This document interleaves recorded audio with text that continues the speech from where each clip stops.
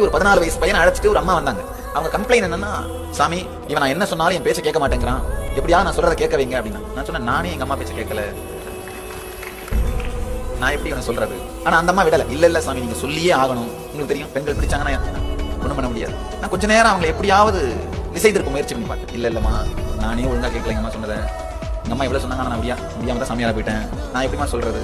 அவங்க கொஞ்ச நேரம் பேசி பார்த்து, இல்ல சாமி நீங்க இதை சொல்லியே ஆகணும், அவன் என் பேச்சை கேட்டே ஆகணும். சரி, அதுக்கு மேல ஒண்ணும் பண்ண முடியாதனால பையனை கூப்பிட்டேன். ஏன்பா உங்க அம்மா சொல்றதை கேட்கப்படாதா? பாரு அவங்க சொல்றதை நானே கேட்கறேன் பாரு, கொஞ்சம் கேட்டு நடந்துக்கப்படாதா? ரொம்ப ஷார்ப்பா பதில் சொன்னான் பையன். சாமி அவங்களே ஆனந்தமா நிம்மதியா இல்ல, அவங்க சொல்றது கேட்டு நடந்தா அப்படித்தானே சாமி நானும் வீணா போவேன். நான் அதுக்கப்புறம் அந்த பையன்கிட்ட என்னவோ பேசி சமாளிச்சு அனுப்பிட்டேன். ஆனா நான் கன்வின்ஸ் ஆகல. பையன் கேட்டது கரெக்ட், உண்மை.